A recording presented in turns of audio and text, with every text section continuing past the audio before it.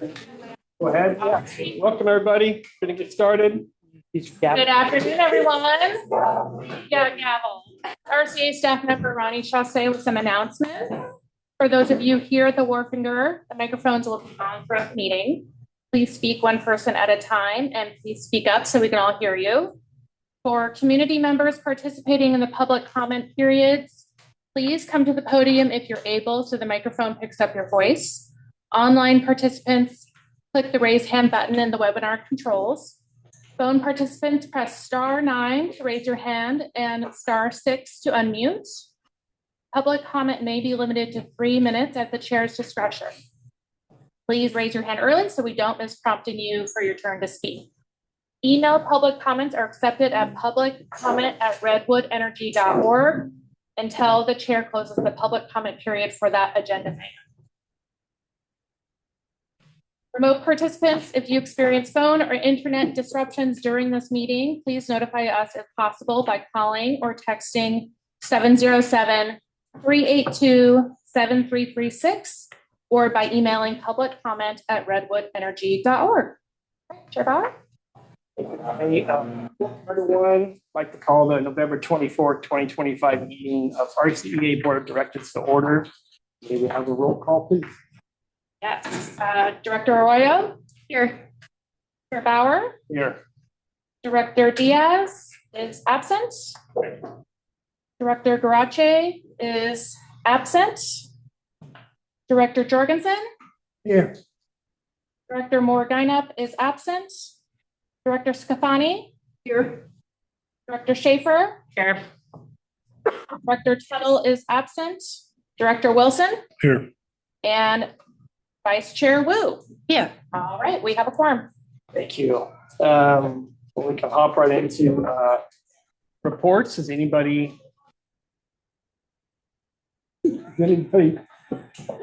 members have anything to report? No. I'll holler if I need to. On to item 3, oral written communications. Did we receive any written communications? I don't think so, right? Oh, we have received no written communications now. Okay, thank you. Anybody here speak on anything not on the agenda? No. We'll move on to item 4, consent calendar. All matters on the consent calendar are considered to be routine by the board and are enacted in one motion. There is no separate discussion of any of these items. If discussion is required, that item is removed from the consent calendar and considered separately. At the end of the reading of the consent calendar, board members or members of the public can request that an item be removed for separate discussion. Anything on consent? Nothing to remove? Okay.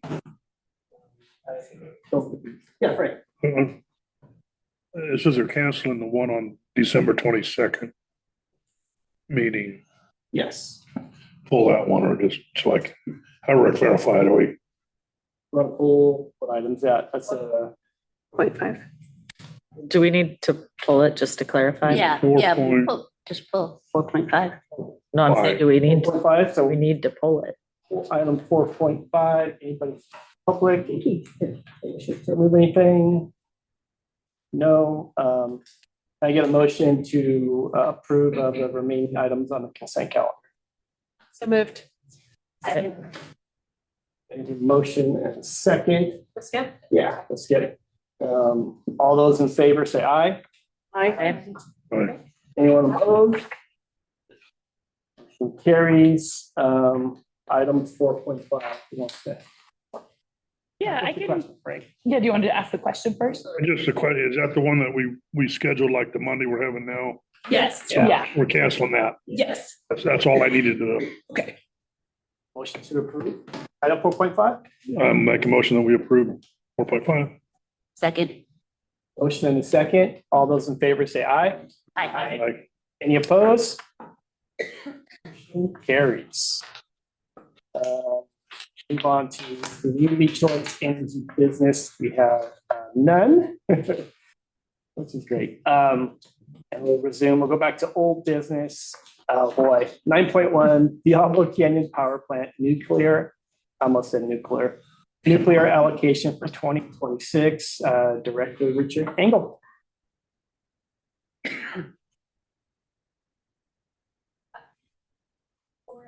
Damn it, you want to stand, but Good afternoon. Richard Engel, Director of Power Resources, and this is something that you saw a year ago. Back in October of last year, the board voted to accept an allocation of carbon-free nuclear power from the Diablo Canyon Nuclear Power Plant. Backstory on this was that the Public Utilities Commission and the legislature had both taken actions that resulted in extending the power plant. It was originally supposed to close this year, so it's being extended out through 2030.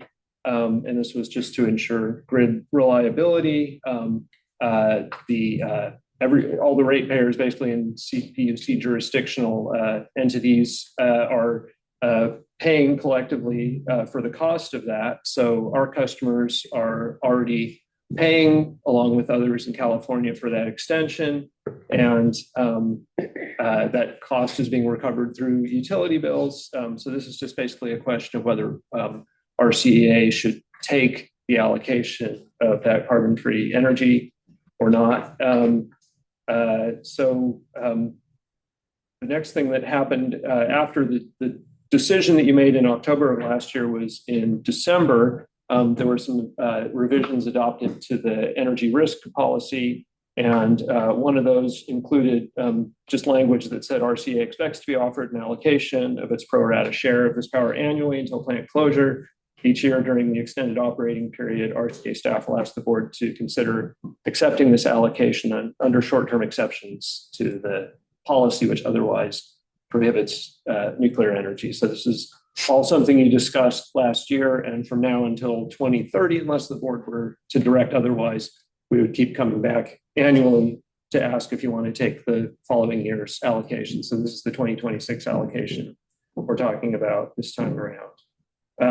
Another thing that happened that made this full board business was that we made some changes to what business falls under CCE businesses versus full board business. So last year, this was taken up as just a CCE voting matter, but because of those changes that were made by the board, this is now something for the full board to adopt on, since it falls under procurement strategy and procedures for the CCA.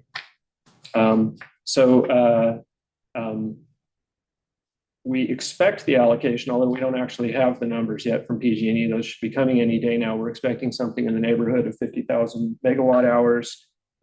Which is equivalent to about 9% of the volume of our electricity sales. But the potential savings is the cost savings are smaller than that. It's about 0.9% if you compare it to our whole power supply budget. That's because we're only getting just the carbon-free attributes of this. So we're not, getting free electricity and RA and all of those things. We're just getting the carbon-free attributes. So it makes up a pretty small portion of our cost.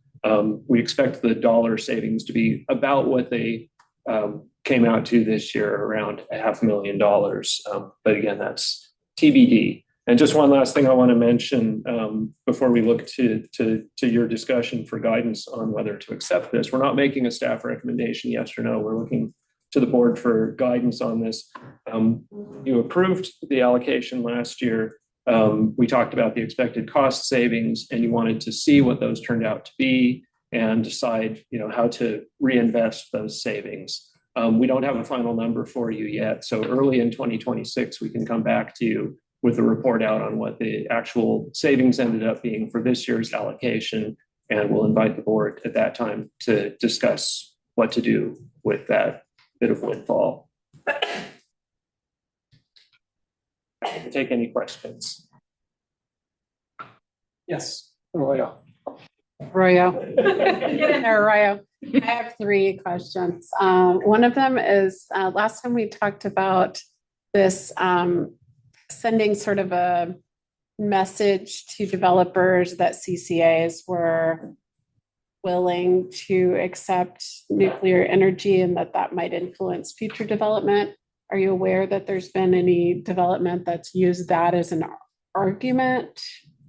I haven't specifically heard about that, but as we know, there's getting to be more, I think, momentum, especially with, all the talk about data centers and other large loads coming online, the increased power demand from that. There's certainly more dialogue happening about a revival of nuclear power. That's a different thing from taking power from an already operating plant. But Right. yeah, I think it's possibly even more relevant to an issue to think about now than it was a year ago. That actually leads me to my second question, which was about whether we have a place where we could add some updated language that specifies that, and I guess it would be in our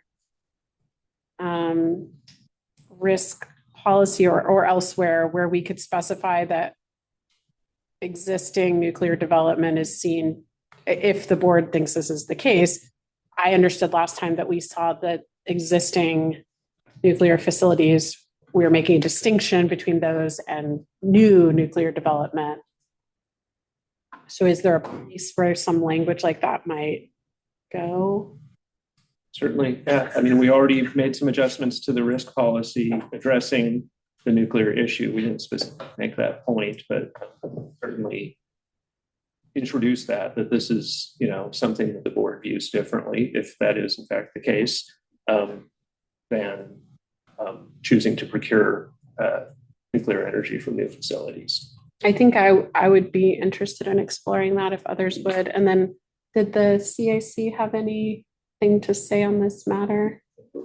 We did not take this to the CAC this year. Yeah, there wasn't time for when PG&E gave us the notice to this meeting. So there hasn't been a chance to run this by the CAC, but we did take it last round. Okay. Substantially the same folks sitting on the CAC, but I know that's not as fresh as it could be. But yeah, there's by the time we have to give our answer back, there's not time to have a meeting with the CAC. Okay. Yeah.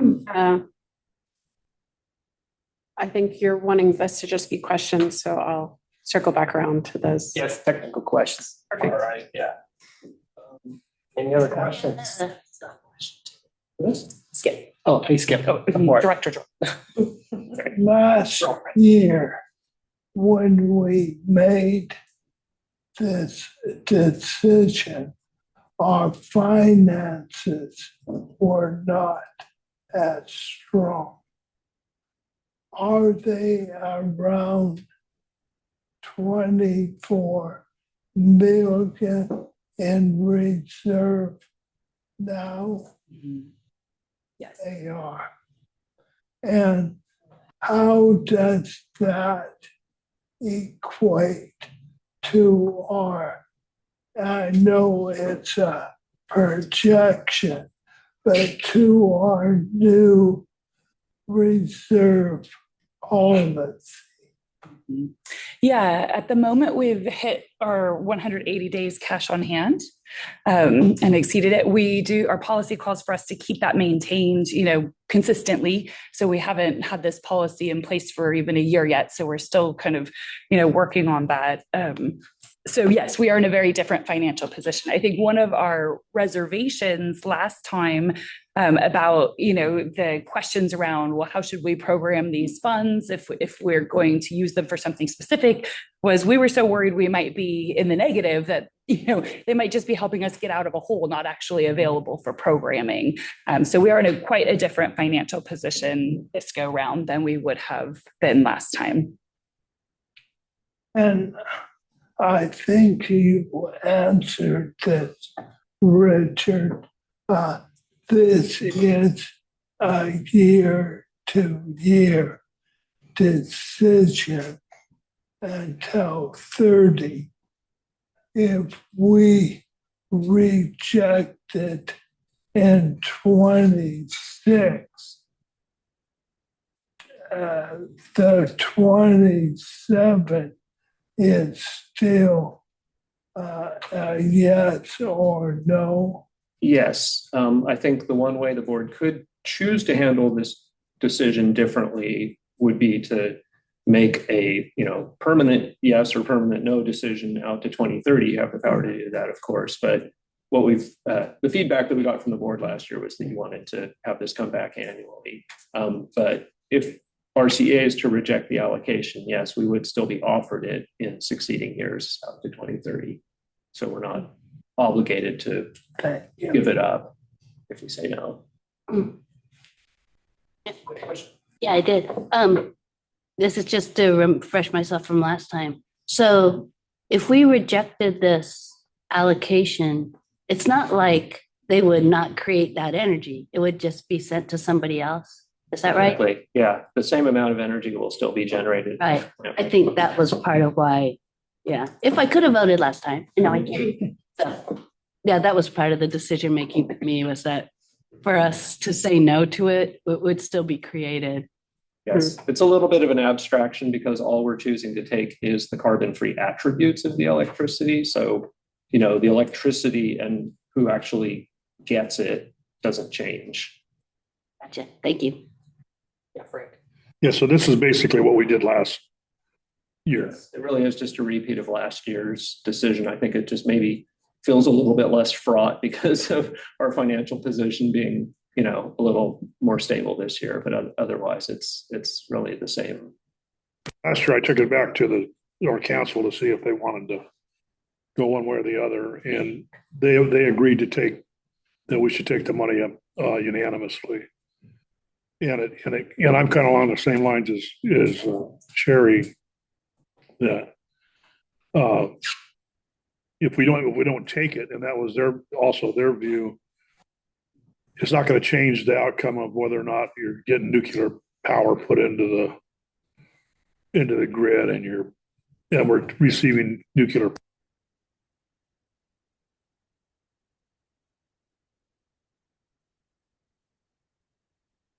Throwing away $500,000 that we could use as an organization. Is that what I'm hearing here? Yeah. So I'm with doing it like we did last year, and knowing my council, where they were unanimous, there was not a big beef as to whether or not we should do it. So I don't have a problem putting my neck out for that to do it again with that.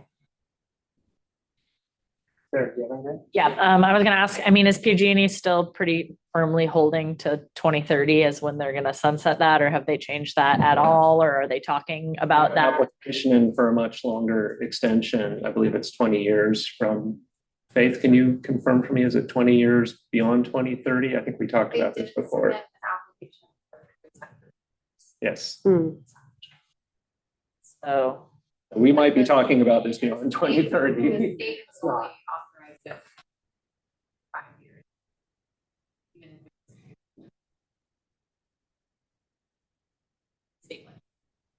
We're just trying to keep the opportunity open to operate longer, should the state choose to go that way.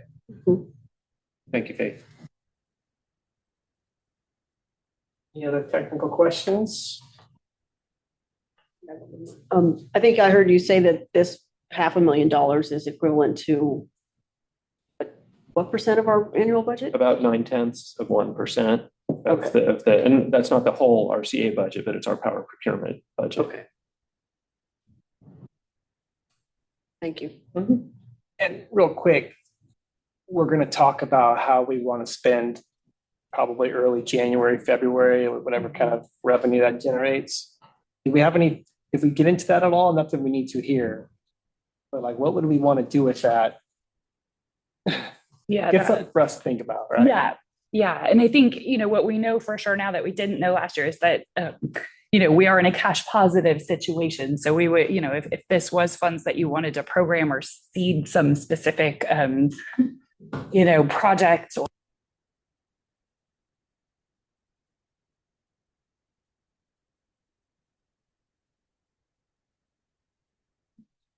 And move on to public comment. Anybody online? Okay. Somebody here from public. Right. We want to have a discussion.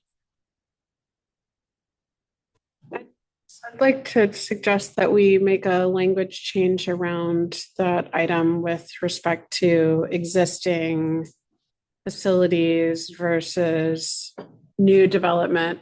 But it does, knowing that there's a FERC application for a 20-year relicensing period changes things a little bit where I don't know enough about the facility to know what the safety issues are, or I don't for trade support for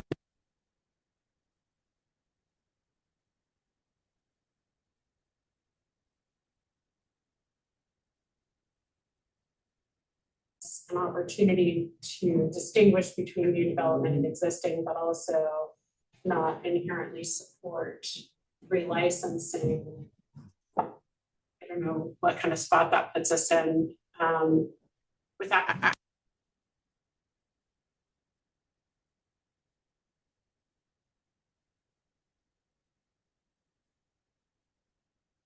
if there's more than just like it's on a fault line and that's bad, there's got to be more detail than that. I just am not familiar with it. So it's sort of two-pronged. Like one, I think we should, if we're going to continue to make that distinction, we should have our policy speak to it so that then we're leaning into that, or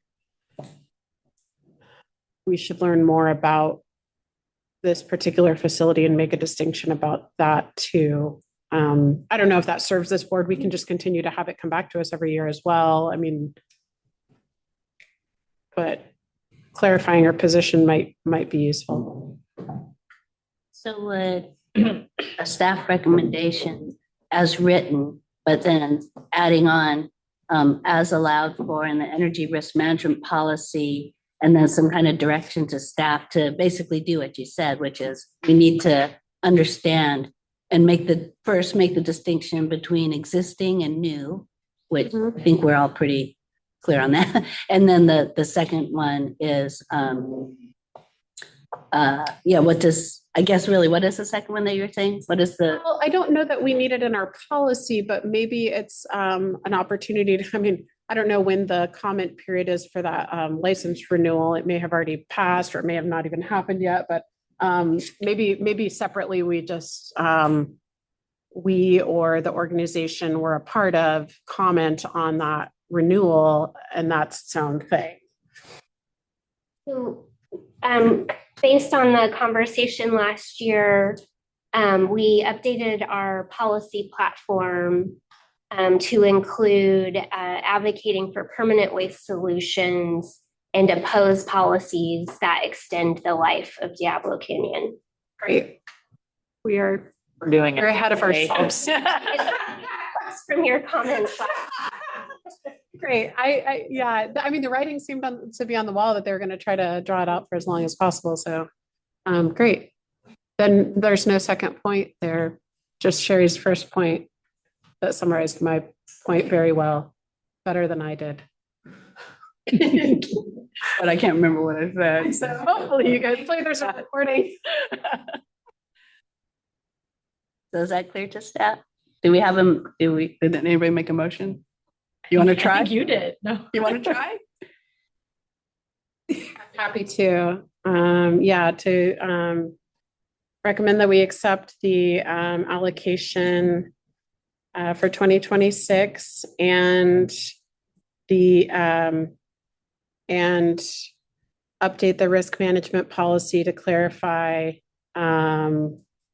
that do we want it to say that we support receiving? May I offer? Yeah, another- please.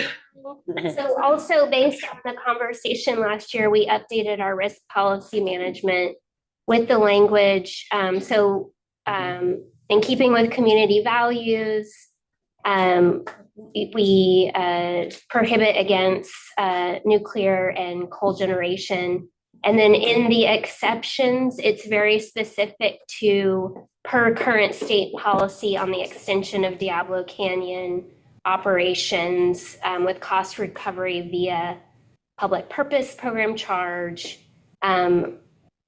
We expect this allocation and that it will go to the board each year. So I think to your point, you were trying to make a distinction between new and just accepting this allocation of keeping Diablo Canyon open, and we tried to make that clarifying language in our risk policy already.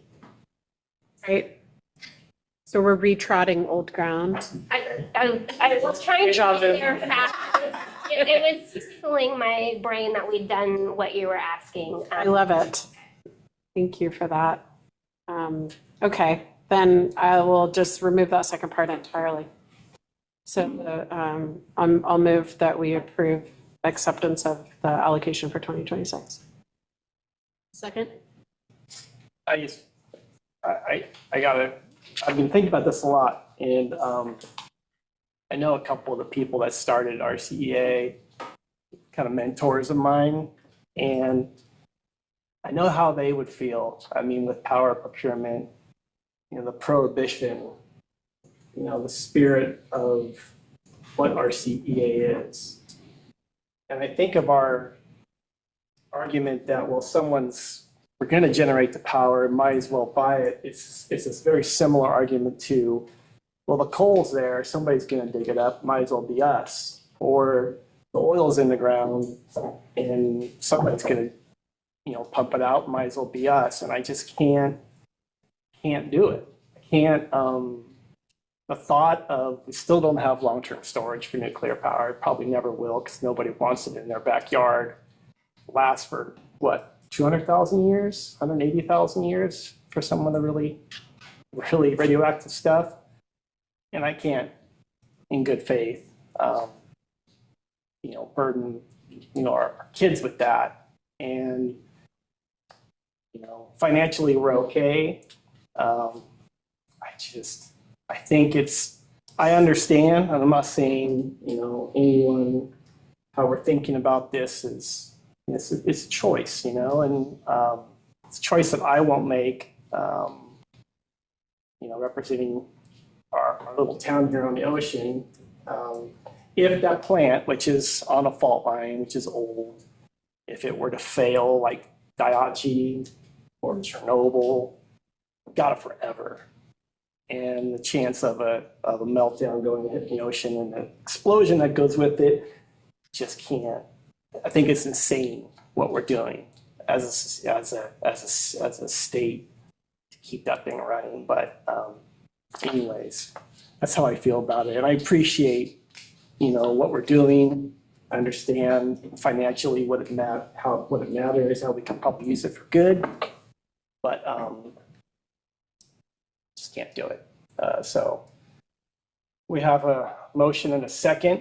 Can I jump in before again, we're doing this dance here, but you jumped in and kind of said some of what I was going to say, but I didn't support this last time we saw it. And I think you answered my question, which answered my personal question of we can't really trust PG&E and what they say and take it at face value. And so I think, right now, I think it does make sense to take this allocation. And I think that, we're kind of stuck in this rut of this idea till 2030, but it creates kind of a situation in light of, PG&E wanting to extend the life of this plant to be, vigilant about what they are doing with Diablo Canyon, what that process is looking like, and if they are going to continue, to be procuring and creating power out to, 20 more years plus. And so, I think that is a real concern and something that we do need to stay actively watching and using these policies in our policy platform and our risk platform to be able to advocate to stop that and to, prevent it from going further into the future, which can, as Scott was saying, continue, create the chances basically for something catastrophic to happen that could, go against everything that our CEA, believes in and could provide or cause, real degradation to the environment and to California in horrific ways. And so, I think that at this point, the idea too of bringing it back, checking back in on this and what that process is too, I think is important to, accepting this allocation and to be, watching it. So. Yeah. Anything else? Yeah, Natalie. And I am not clear from a very, very cursory look at the timeline, if there's an opportunity to comment. It looks like that application for a 20-year renewal was actually a little while ago and was processed this year. But is that status of that and having an opportunity to weigh in something that this board would want, since we're going to likely be continuing to have this item come before us in the future, especially if there's a window for comment? Is that something we'd want to see come back? Oh, go ahead. Yeah, because I would support that if it's available. I think there's still time. I don't know. Yeah. We can certainly add it to the next agenda to do some research on that and kind of map out the process and where, you know, if there is still comment periods coming, when those might be. I'm happy to bring that back with kind of the full picture of the status and the application. That would be like action that we could take specific to that project if there's still a window. Yeah, we'll find out. It's Nuclear Regulatory Commission is like a very opaque institution to me, so. Yeah, just for throwing out our opinions on this long-range view. One that a power plant, whether or not PG&E decides to go forward and run this into essentially perpetuity, that plant can be made to run essentially forever if they maintain it and do what they need to do to make that viable for them to do it. And that's a decision that PG&E will ultimately make. The other side of the coin to me is there's a lot of different developments that are going on with the small modular reactors and stuff. And I'm sure you're more aware of that. And that's a different animal than Diablo Canyon is. The long-term picture of this for the planet, you know, again, in perpetuity, unless we go out in space and figure out how to get dilithium crystals off of the planets, we're going to need nuclear power going forward in long range. The fact that it's a different type of nuclear power system isn't, to my understanding, isn't going to have the meltdown potentials that this one has. And so I get your argument of saying, do I want to sign that on and trust PG&E to do the responsible thing, which I agree with Sarah that I don't trust PG&E to do the responsible thing. I expect them to do what's financially viable. That's what they'll do. And that's been PG&E's thing. For the short term, as long as we're doing this on a year-to-year basis, each year we get the option to look at this and say, we want to do it one more time. And that's how I feel. Next year will be next year. And maybe we'll have a better understanding of who's going to be honest with us and what's really coming out of this, the modular units that are being done. As far as, but Diablo Canyon will never be that. Will never be that. It's going to be the old nasty guy, but he won't necessarily go away in 2030. I'll probably be dead by then, so that doesn't do that. But I do worry about my kids, my grandchildren in particular, and probably for a lot bigger reasons than what the nuclear issue is.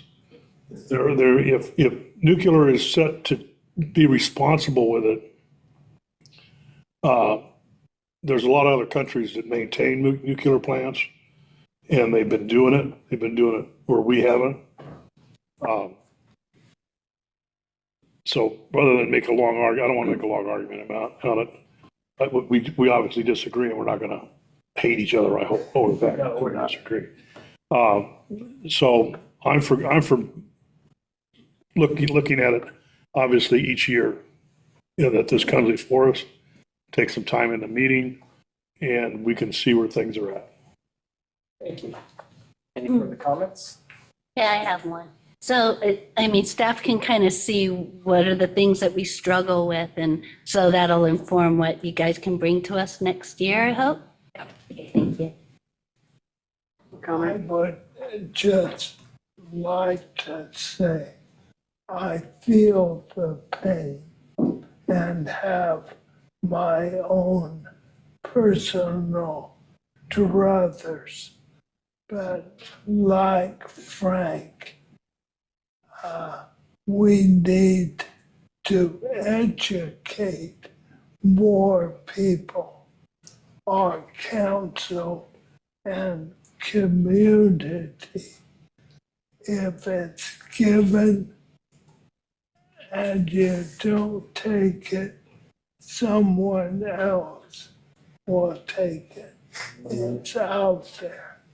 So that's how I'll vote. Thank you, Skip.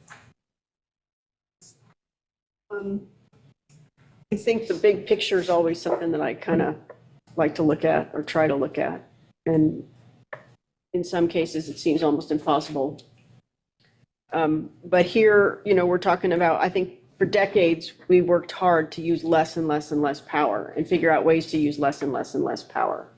And now the latest thing, the data centers and the massive amounts of power that they require and will require as they're being built out. It seems like somebody just threw away the brake pedal altogether and said, hey, let's just use as much as we want and we'll figure out ways to generate it. And so this discussion that we're having where we're talking about a little tiny piece of this in the realm of a much bigger conversation,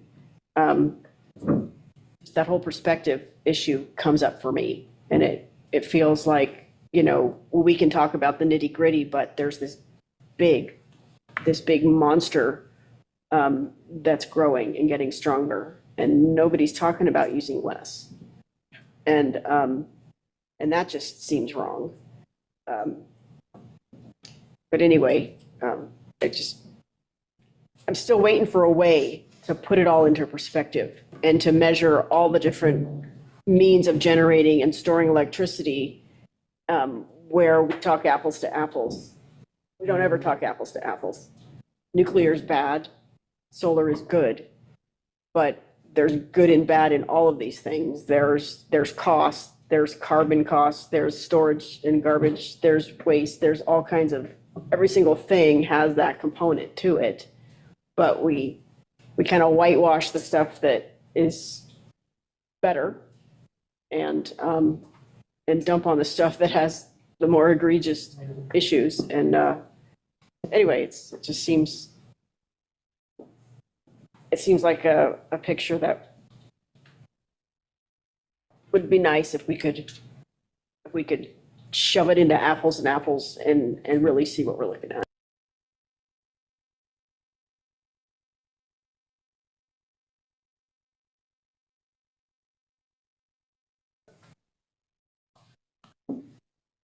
Right. All those in favor, say aye. Aye. Sorry, I didn't mean to say that, actually. Strike that. All those opposed? No. See a quick show of hands. Oh, yeah. Sure. All those in favor, raise your hand. No? Got it? All those opposed? All right. Motion carries. Thank you. On to item 10, new business. 10.1, Flycatcher Local Distributed Energy Resources Energy Storage Services Agreement located at the site of the formerly operational Fairhaven Biomass Plant. I don't know that. I'm filling in for Jocelyn on this one since she's on vacation today. She said she'd call in and listen, so I think she's hearing us here. So this will probably be an easier one to process than the last item.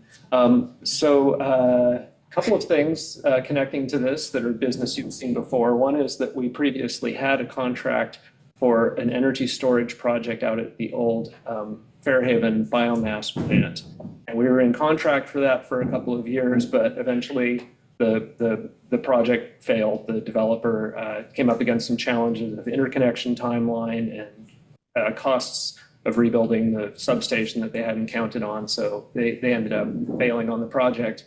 When we did our storage solicitation late last year, we wound up with a couple of projects that we wound up shortlisting, and one of them just came to you last month, which was the Hatchery Road Storage Plus Solar project, which you approved. So we'll be going into contract on that project, and that one's going to move forward. We're excited about that. The other thing that got shortlisted out of that same solicitation was this project that's called the Flycatcher 1 and 2 Energy Storage Service Agreement. So it's actually two storage projects located side by side, each 3 megawatts. They're going to use the lithium iron phosphate batteries, the kind that are being used in almost all new storage projects now, because they're more inert chemically than the kind of batteries that have been used earlier at places like Moss Landing that had the fire earlier this year. The company is called Ignite Energy. And we're going to get energy and ancillary services, which means basically being able to use these batteries to regulate voltage and frequency on the grid, which is something you get paid for to do by the California Independent System Operator, and resource adequacy, which we of course always need more of. The project is expected to come online about 1.5 years from now, April 2027, and it'll be a 20-year contract. And it's 4-hour storage, so that means 6 megawatts, 24 megawatt hours total. An important difference between this project and the one that you did approve last month is this one actually has positive economics. So I know there was a lot of discussion last month because the other project was in the red, meaning that the expected cash value of it, didn't measure up to just getting those same products on the open market. This time, we're looking at a net present value of $2.3 million. So that's good news. The pricing for it will escalate annually at a fixed rate. It's not an inflation adjustment like we have, for example, with a Humboldt sawmill company. That leaves a little bit of mystery of how much the contract will adjust year to year. This one is just going to be a fixed percentage year over year. These pictures don't help too much, but it's just kind of 2 rectangular layouts almost right up against each other on the site of the old Fairhaven plant. They've got their site control for the project. They've got a conditional use permit application submitted to the county.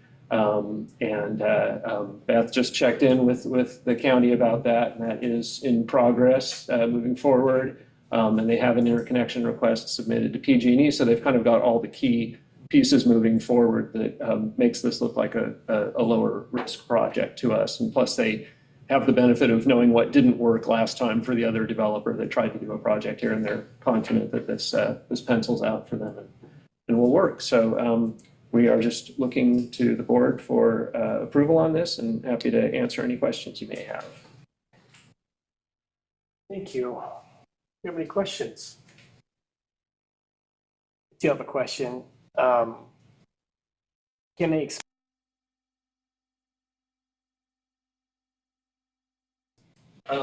I don't actually know the number of batteries they're going to use, but it's 2 sets of batteries that are, a lot of times they don't have the design fully worked out at the time that they're submitting offers to us, because they usually kind of do just-in-time procurement on the batteries so that they can kind of get, the best pricing and the most up-to-date technology at the time they're actually building it.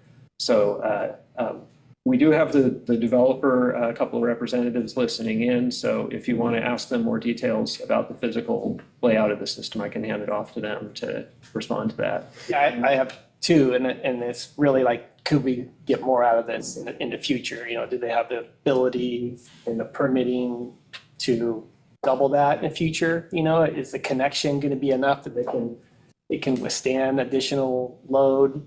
And then really, how long is the interconnection going to take? Because we're hearing all kinds of horror stories about timelines for getting connected. Yeah, the one small part of that I can address is that this is only a 6 megawatt project, and the existing interconnection for the biomass plant, I believe, was around 18. So this is only about a third.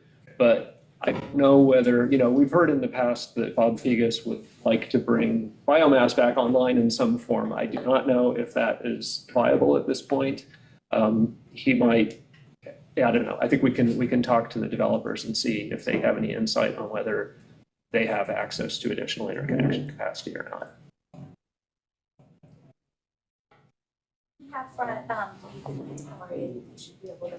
Great, thank you. Yeah, Nathan Hightower is one of the representatives from the Ignite. Yes, hi, how are you all? Good. To answer the first question with regards to available capacity, we've completed our power flow studies for the Fairhaven substation, and we've gotten agreement and have a SGIA, a generation interconnection agreement, that we're closing here in the next 15 to 20 days. So that has been accepted by Pacific Gas and Electric. Just doing the final touches on the SGIA on timing. And then there was a question earlier about the batteries and how many of them there are. There's 3 batteries for each of Flycatcher 1 and Flycatcher 2. And as it was said, we're certainly looking at the least cost perspective, but the highest safety perspective. So we're being careful to what we want to select at the final selection. I think that answered the questions. Was there another question? I think that was it. I had the question about the capacity of the interconnection. Is this resurrecting the old interconnection? Is it kind of starting fresh? What is that process? Yeah, it's starting fresh. We did try to attempt at the original interconnection request, but it was not valid. So we had to start over. And we have plenty of capacity at the Fairhaven circuit. What we've learned in the past is that the California Independent System Operator deems a interconnection void if it's been idle for more than 3 years. And this plant certainly has been offline for more than 3 years now. So that made it impossible to just step in and use the existing interconnection. Thank you. Any further questions, Nathan? All right. Do we know if the infrastructure in that area is capable of carrying much more than this planned development? Yeah, we've inspected the distribution line that exists currently from the current plant all the way to the Fairhaven substation. And we've also, as I said earlier, that we've completed a power flow study that shows we have plenty of capacity on that line feeder from the substation to the plant. Excellent. Plenty for your 6 megawatts? Or are you talking about potential for expansion to double or triple that at some future date? We would love to have the opportunity to double or triple that. And yes, there is enough capacity, up to 20 megawatts likely in capacity. Now, we didn't study for 20. We only studied for the 6, but what the current system shows is that there is availability to that level. Thank you. Other questions? Thank you, Nathan, for answering those questions. What else here? Public comment. If no one has any further questions here. Public comment. No one's online, right? No one in the room. All right. Go. Sorry. I guess hearing that last comment, sorry, I'm still processing it, but is there capacity to make this project more extensive? And is that just, I could imagine that with the construction of a new project, there's some costs associated with doing the work. And so if there's an expansion of capacity available, even if it's not what was originally scoped, I don't know, could staff help out a little bit? Is there an opportunity to have this meet a larger need at this time that we can explore? Or is that just not what we put out there as part of this request for proposals? They could have, I mean, per our solicitation, they could have offered us more capacity than they did. I think it was, as is usual with our solicitations, what we get is what we get, and this is what they brought us. Okay. I thought I heard maybe some interest in bringing us something more. So, do we want to know that before we proceed? It's awkward to do this in a public meeting, I realize, but does that discussion need to be held? And that question, I think, is to the developer. It's outside the procurement. It's outside this. We would have to run a new solicitation. Oh, I see. yeah. One other thing I want to mention about this is that the developer is on a pretty tight timeline because they need to actually initiate construction before the end of this calendar year in order to be able to capture tax credits that are about to vanish. Sure. So I think if we were to say, go back to the drawing board and bring us a bigger project, we'd be losing an opportunity to get what they're offering us now at an affordable price. Great. Well, let's not lose that opportunity. I just wanted to make sure.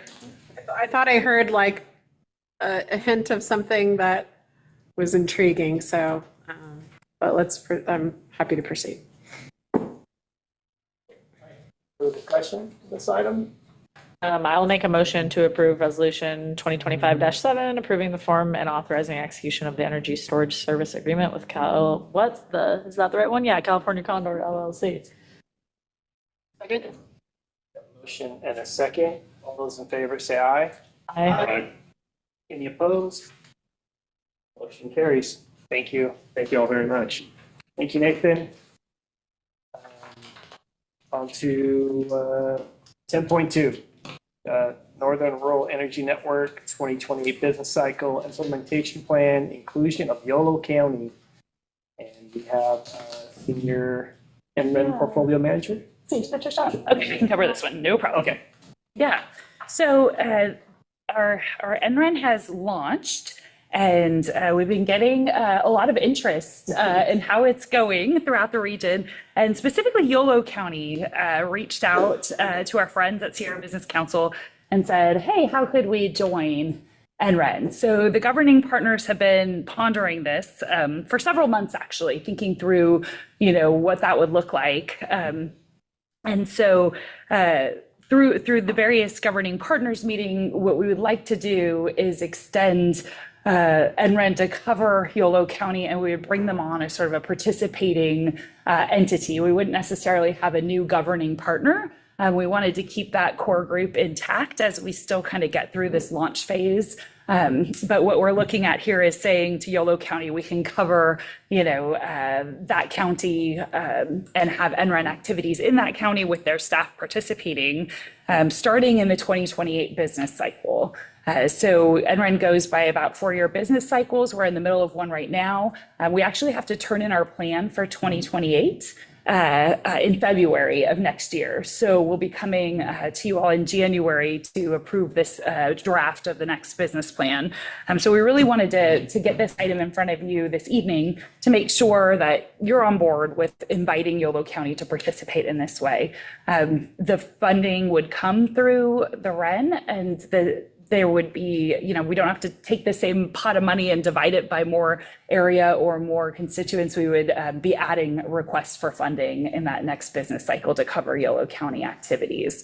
And they do have a sustainability office within their county that would be sort of hosting these activities. And it sounds like there's been some preliminary discussions with Valley Clean Energy, the CCA in that region, and also having them be a partner in the county's activities. So we're really just looking for kind of a consent or a, acknowledgement and vote today to say, yes, we'll build them into the 2028 to 2031 business plan cycle.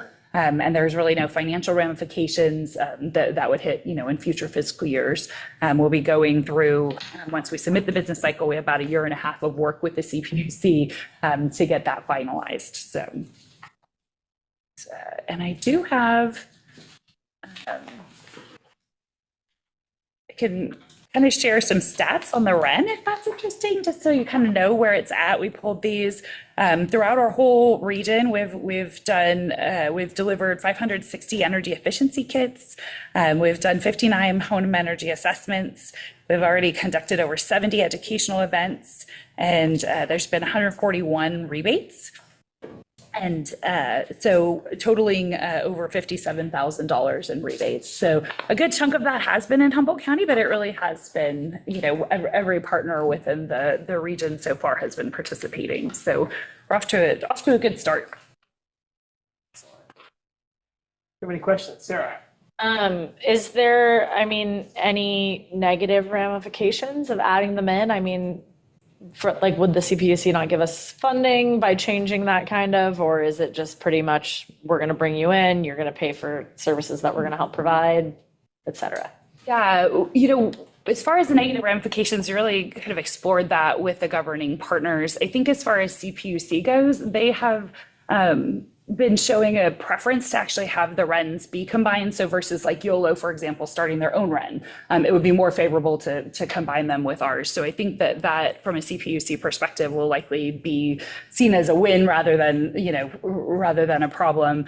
I think what we were really cautious about on the kind of the internal governance side of things was just, we really still are in the startup phase.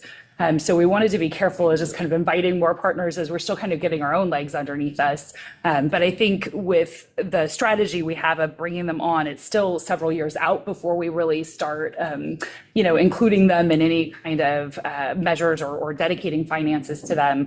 So we kind of have this nice period. We do need their participation to kind of pitch it in the business plan, but then we have a couple years as we work through it, or 18 months or so, where we'd be able to kind of get to know them better, make sure we understand, their approach and how they're doing it. So I think that's been more, concern over just, launching and how we're all going to play together. I'm really trying to give that good thought going into it versus sort of like, yeah, it's fine and everybody join. I think, overall there's talk within NREN and the governing partners of really wanting to see this be a program that covers all of rural Northern California.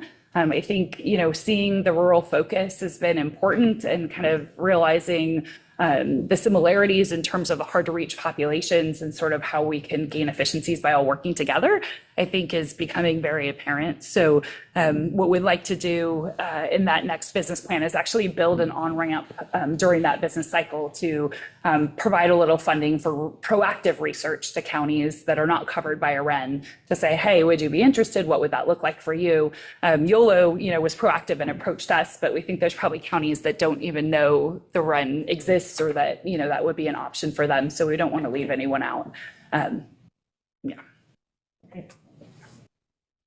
My question was kind of along those lines too, because I know we get super enthusiastic about things, and I just wanted to make sure that, when these folks come on or when future folks come on, how much more work is it for you guys? I mean, I know that we're the administrators, or I don't know the exact phrase, but we're kind of I know we're getting money to run it, but still it adds more work.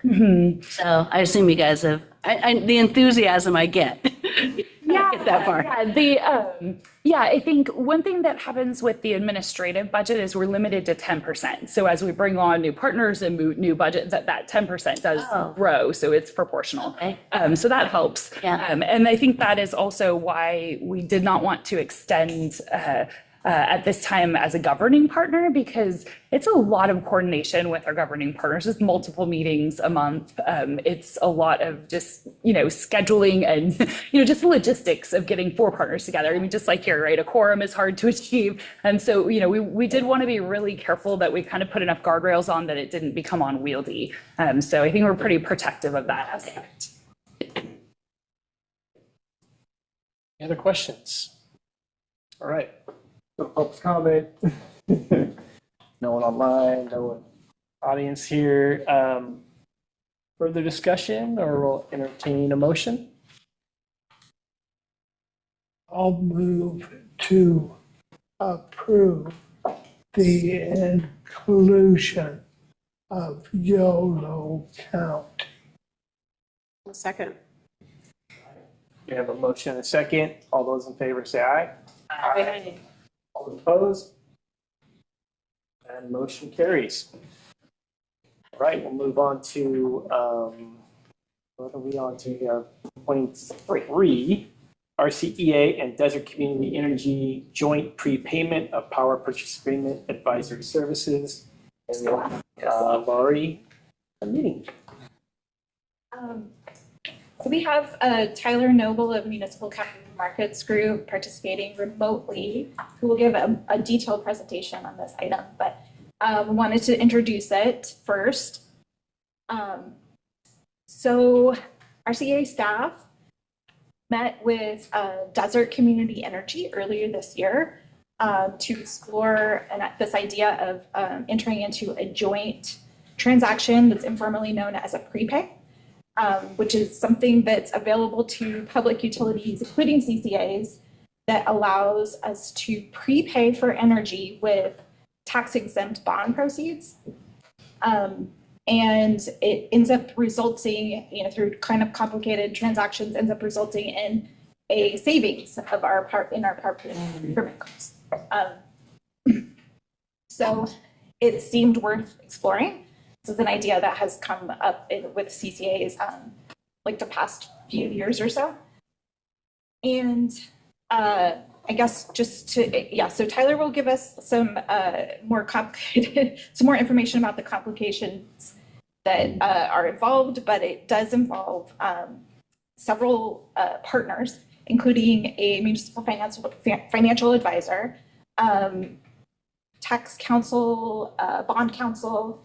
So today is just meant to introduce you all to the subject and to get hopefully approval to go forward and work with Tyler, who's Municipal Capital Markets Group, will be our municipal financial advisor, and start, just moving forward on the process. And I will note that Desert Community Energy had their November board meeting last week, and they got approval to move forward as well. So with that, I can hand it over to Tyler. Yeah. Hi, good afternoon, everybody. And Lori, is this do I have control of the slides, or do I need to have you advance them? That's a good question. I don't think I have control of them. Can you give him control, or do you want to? Yeah, it looks like I don't have the option to assign him because he's not a host. We'll advance the slides for you. We'll advance them. Okay. Yep. Great. Can you advance one more again, please? Yeah, so I'm going to go ahead and start not from the beginning, but from the CCAs, as far as the first of the prepays for CCAs in California. And I worked on this transaction and helped create the issuer, which is a joint action authority called California Community Choice Financing Authority, which I'll just call CCCFA from now on because it becomes a mouthful. Since 2021, there's been 25 renewable energy prepays on behalf of CCAs. These total over $23.7 billion in par amount, and they saved the CCA ratepayers approximately $150 million a year so far. I've already mentioned the conduit issuer, and I appreciate the opportunity to participate and with you and also Desert Community. As you mentioned, we had their board meeting last week, and they've approved. So if you'll advance the slide to the next one. So this is the CCCFA as far as the founding members, and I represent MCE, Marin Clean Energy, and Clean Power Alliance. And those are the 5 founding members. And since the founding of it, they've added an additional 6 associate members. So I imagine you're familiar with a number of these names on the screen. And let's see, I don't have the exact breakout of how many of the 25 each of the these CCAs have done. I know that I'm working on the 6th one for CPA and just finished the 3rd one with Moran. We advance the slide, please.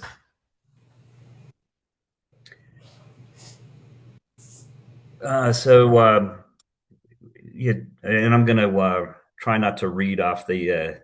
I didn't realize I was going to be presenting these slides, so I'm going to try not to read off of them and try to do more of a conversational.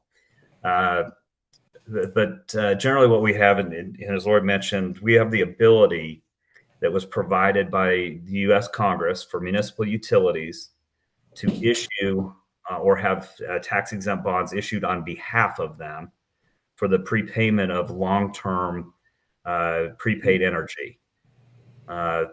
There's 2 forms of regulations. We have treasury regulations that were approved in 2002-2003 timeframe, and then also statutory legislation that was approved in the Energy Policy Act of 2006.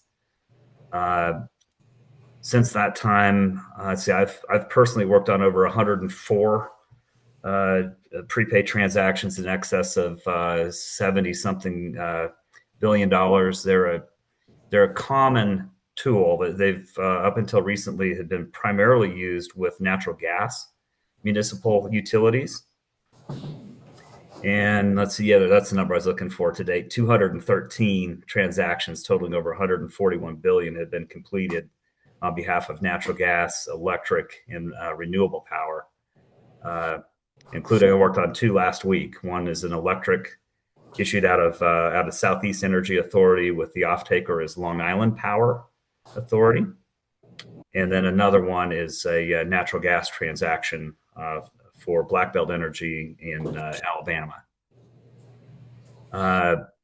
The economics are generally mostly derived between the difference between that tax-exempt financing rate, which is lower than taxable corporate.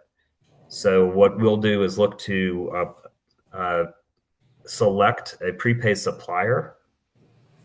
This prepaid supplier has a taxable funding. So this is similar or an alternative to issuing corporate debt.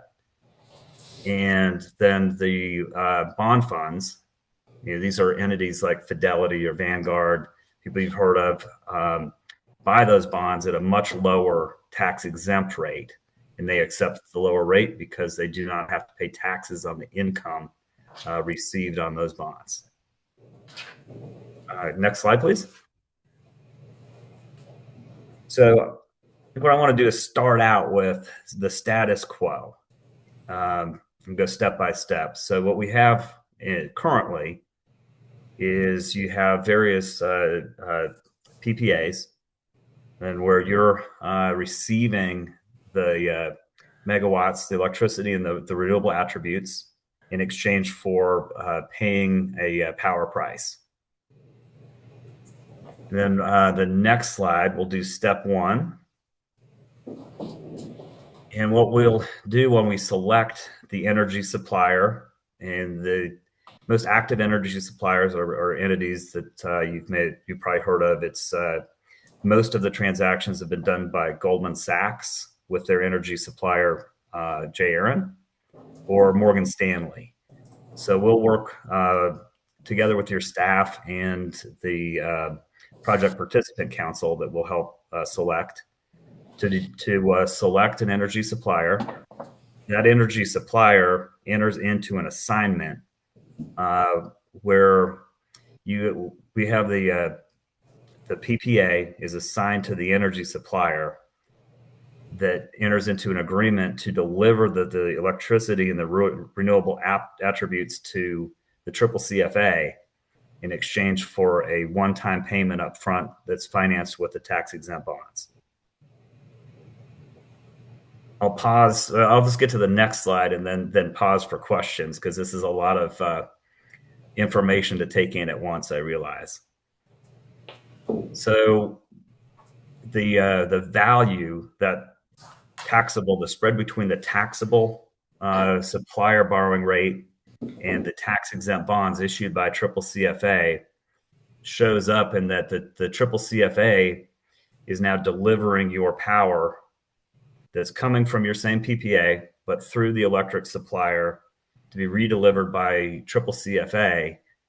But instead of paying the full power price, the project participant, RCEA and Desert and DCE, pay a purchased our power price less a specified discount. Again, that specified discount is coming from that taxable tax exempt spread. We generally see in California prepays, they've averaged in excess of double digits. We see the savings range of these transactions generally 10 to in excess of 13% of your current PPA power price. Give the next slide, please. So this is just adding more pieces to the puzzle. This shows that the triple CFA is taking in or receiving that discounted power price from our CEA for your assigned power from your current PPA.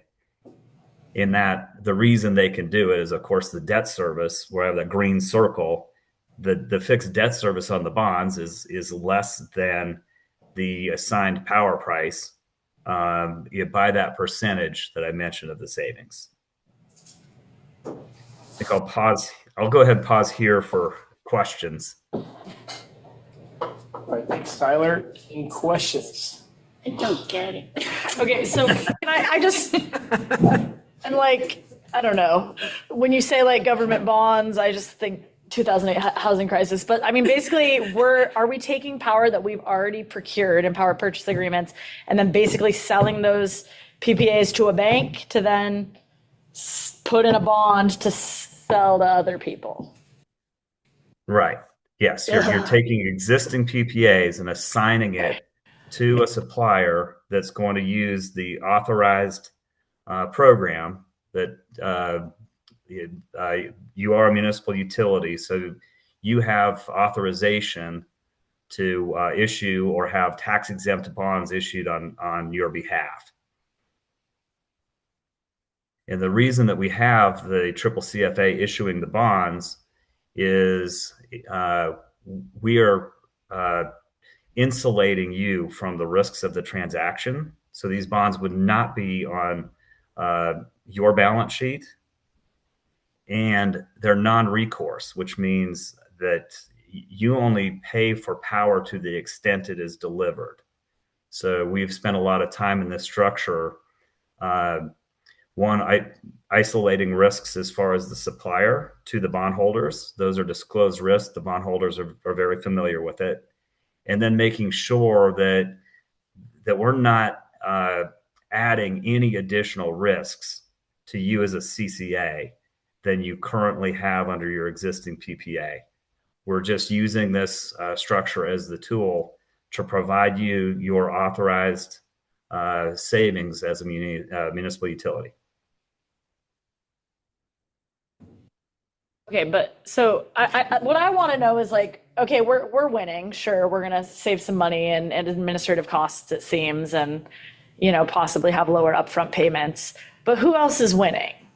Like, why is it in Goldman Sachs' interest to work within these kind of structures? Because they receive fees of putting the transaction. So they'll receive an underwriting fee, and they also charge a fee for the delivery of the power. So we're gonna basically take public utility and give it to the banks. Sorry. Yes. Yeah. You answered my. There we go. That answered everything I needed. Yeah, and then in exchange, the banks help us put together a transaction that delivers the net savings on a non-recourse basis to you, since you are authorized to get tax exempt savings. Taking advantage of our tax exempt status. Yes. Yeah, Yes. So it's good for us, but it's awful, basically, is kind of what I'm gathering from this. I don't know why, I don't know if it would be awful. Sorry, go ahead. Nancy? Yes. Sorry, against everything that I believe. So the assignment of the PPA to the, from the electricity supplier to, let's see, let me restart here. I'm sorry. Is it a controversial negotiation to figure out what the total cost is of the PPA in order to pay it off, to have the electricity supplier basically pay it off? Is that a complicated, drawn-out, controversial negotiation? Generally, no. And let's advance to the next slide. Oh, let's see. I thought, okay, I'll go ahead and answer verbally. I thought we had a different picture on here. Now, so the most of the PPAs have assignment provisions in the PPA, and the transaction is structured so that if anything were to go wrong with the transaction would unwind. There's a termination payment due by the supplier that's structured to be sufficient to pay off the bonds. And in the worst case, in any of the scenarios, the assignment goes away. The PPA goes back to RCEA, and you're in the status quo. So we've structured this so that we make it that the worst case scenario that could happen is you go back to where you are right now with the same PPA, but instead of paying the discounted price, you would go back to paying the current price that you pay currently. Okay, and so then are the sellers generally in support of receiving the prepayment up front rather than over time, in your experience? So the sellers are still receiving the same price over time. Oh, okay, from CCFFA. Right. The bank So is they're assuming it. All right, I thought that at some point the whole contract was being paid off upfront early, Right. but it's not. Okay. Yeah. So the seller is paying that higher price to your PPA is being paid by the seller. And the PPA, and the reason that most of them have built-in assignment language, but the PPA is in the same risk position, risk reward, whether or not we do this transaction. They'll get their same bargain as far as the agreed upon power price as you currently have the status quo For the length of the delivery term. Okay. Yeah. Yes. Thank you. Sarah asked a similar question, what I was going to ask, maybe a little bit differently, but I think I know the answer to my question, but it was maybe an optimistic question. Is there, I mean, it seems like at the scale we're talking about, the amount of money we're talking about, like that we really do need that kind of fail-safe of large banking interests to subsidize that and accept that risk. I was going to ask if there's any way to do this collectively in a way that where the proceeds are retained. I guess we would see savings, right? That's why we're proposing this, but we're also seeing dividends go to some of the, for lack of a better word, underwriters of this whole operation. Is there a model out there that you've seen where this is more of a public financing authority type operation, or is it just too much money and too much risk? Do you understand what I'm kind of asking? Yeah, I think I see where you're going with it. And really what it is, if we were to, let's say, put the bond proceeds issued by CCCFA in the hands of a government entity, we would you'd lose the value of the spread between the taxable corporate cost of money versus the lower tax exempt cost. So you would have your savings would collapse. I see. And, Yeah. And I see your point of how much do these these big banks take out of the transaction, and that's one of the reasons that you have a independent municipal advisor. So I keep a database on all of the transactions I've worked on that I can show you the relative or the ranges that we expect as far as their fees in each of the component of their fees. And also, since they know I'm watching and I do a lot of these transactions, that also, in addition to knowing I'm reporting to you, knowing somebody's watching, I think helps a lot as well. Okay. Thank you for asking that in a way, because that's the crux of what I'm having issue with is that it's the largest financing corporations in the country taking advantage and being able to use tax exempt status to make themselves more money, not to help anybody else, unless you say, we're passing some savings along to others, but it's not, I think knowing what the amount of the savings is going to make a difference, which is obviously something we have to go down this road to understand. Right. I understand the model in broad terms, but it's it gives there's a slight ick factor. Yeah, it comes across definitely as, okay, where's the catch? This is too good to be true. We're not taking any risk and we're getting reward.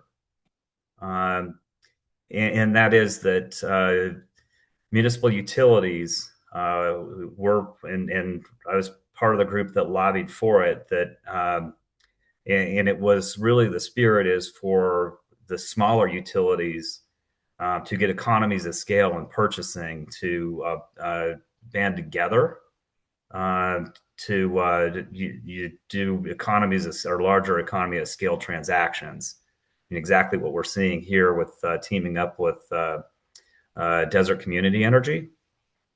So this is in the spirit and intent of the legislation.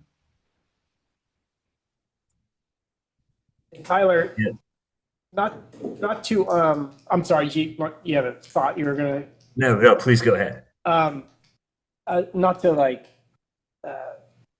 show any deference to Goldman Sachs, but I mean, as part of their portfolio, right, to have a pretty secure, they'll make a ton of money off this. This isn't like a derivative transaction or something silly. It benefits them by having this in their portfolio. Like municipal bonds are very secure, stable amount of return. But is that what you're thinking? I mean, I'm just not trying to support them, but I think for us it's a benefit, and for them it's a smaller benefit, but one that improves, their overall security in a volatile market, right? Yeah, I mean, it's really, there's a type of transaction here that they've spent a lot of time working with us to come up with structures that protect the participants, protect the market, that we try and identify and eliminate risks through the structure that we've developed with not just Goldman Sachs, but plenty of suppliers over the years.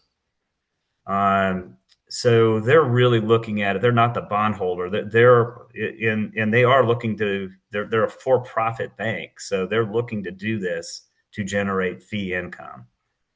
And there's just that's why they're doing it. But that's also why we're looking at it to say, we understand that you're doing this to make money. We all know that, but we want to keep those fees and in line and in line with what we see in the market, and reasonable and fair. Thank you. Yeah, they won't do it for free. We could try and get them to, but they won't. Probably worth reiterating too that a lot of times the institution that decides to receive the bond funds are like a Vanguard or people that are looking for stable investments for retirees and yeah. Mhm. Yeah, that's a good point. Right. Do we have any? Yeah, go ahead. So what was our potential upside for this, Lori? I mean, We think the minimum is 8% is what would make a deal actually go forward. 8% savings over the lifetime of the contract. And then Lori, could I oh, go ahead. jump in there real quick? Because I don't want to look like I contradicted you. Oh. And what I'd like to do is say that, as far as we'll probably come for a resolution when we have all the pieces further along, and maybe we'll say that we'll ask for an authorization of say 8% or better. But that doesn't prevent staff from saying, okay, we have authorization at 8% or better, but we want to push the bank, and with my help, we can set a higher goal than we ask for in the parameters. But yeah, we'll probably look at 8% or better with a goal of depending on market conditions, maybe higher than that.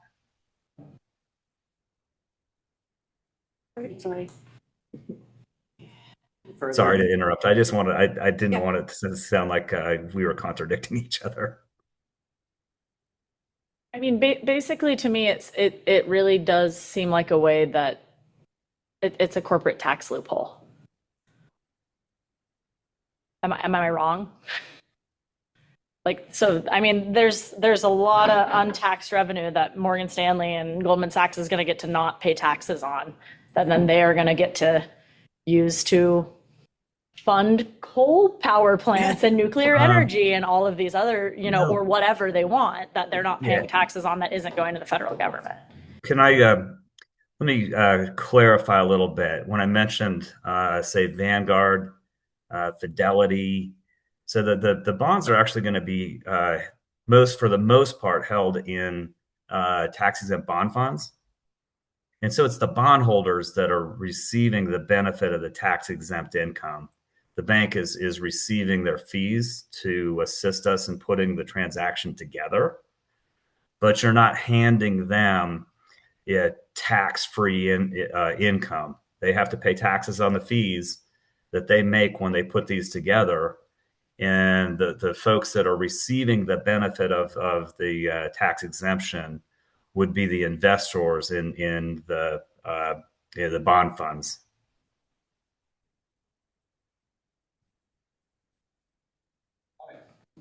Can you help me understand why we need a partner in this? It isn't like the CCCFA big enough, or why would it help us to have desert community? Sure, energy? Great question. Yeah, there's certain fixed costs of these transactions. For the lawyers, rating agencies, and then also just attracting the attention of the big banks. So just recognizing that you guys are not of the size of, say, Clean Power Alliance, but can work together to get some better efficiencies, basically better savings by having economy of scale, bigger transaction. Just say if we didn't have Sandrini, for example, we wouldn't even probably have a PPA, would be cobbling too tiny of things together to try to qualify. Mm-hmm. So we really do need a partner to have enough volume. Okay. And Sandrini is kind of our big piece that's, even kind of making us eligible for this whole thing to look possible. So to kind of speak to what Nancy was, asking about before, like our contract price for PPAs is going to basically be reflected in the bond funds. So a bigger bond, better efficiency of scale. So our action today that's recommended is to proceed with development and execution of the agreement, selection and negotiation, yada, yada. And there's the $70,000 collectively upfront costs. Do we get to know about what return we're seeing before we pay the $70,000 or anything else? Well, not the 70,000, right? We would join CCF, what'd you call it? Triple CFA. CFA. That's a lot easier to say than I've been trying. Yeah, exactly. I think we pay that initially, and then the rest is all put into the transaction costs. Initially, we would want to make sure we're in the position to pretty much move forward before we go ahead with questions. Yeah. I'll just say, because I've been the one that's been communicating directly with CCCFA about this, and Garth Salisbury, who basically runs that organization, is also at Sonoma Clean Power as a staff member. He advised me that we should not actually put up the $70,000 until we have everything all set up with MCM's assistance. Pretty much all of these fees that we're going to incur, the cost of working with Tyler and his company, this all gets rolled into the bond. So none of that's going to be upfront out-of-pocket costs for us. I think there are, I think the actual joining CCCFA is one that we have to put up front, but the other costs are not going to be actually out of pocket for us. They'll just, effectively reduce this fairly large discount. So true. So, I'm sorry, when you say joining CCCFA, is that the $50,000 membership fee? Yes. So once we go past that, then we get to know exactly what our transaction savings would look like. Yes. Okay. But based on the conversations you've had, you feel like there's really definitely going to be at least $50,000 in savings. Oh, yeah. This model. I mean, it sounds like there's going to be much more, but. Yes. I mean, yeah, all the I guess the consultants and supplier, prepaid supplier and bank and whatever we move forward with will, they want a good deal too. Like they want to make it worth their while. So yeah, I don't think they would be moving forward with this if they didn't think it was a possibility. And we've already done kind of the basic math with the PPAs that Desert Community Energy is interested in putting into the deal, and with our Sandrini, and we think that it would be much more than $50,000 in savings. Okay. I mean, I assume that it's just I guess in the energy world, that's not a very expensive club, but in my world, that's an expensive club. So it's just, yeah. I'll just point out the one number I put for that in the staff report, which is if we were to just get an 8% discount and that persisted over the 15-year life of the Sandrini solar and storage contracts, and those are the two contracts we assign, it works out to about $20 million in cumulative savings. Great. Okay. 50,000 versus 20 million. All right. Okay. Sounds good. But again, we'll bring that approval to you in future meetings. So you won't get a chance to say like, no, actually, we do not want to spend this $50,000. You won't get a chance to do that.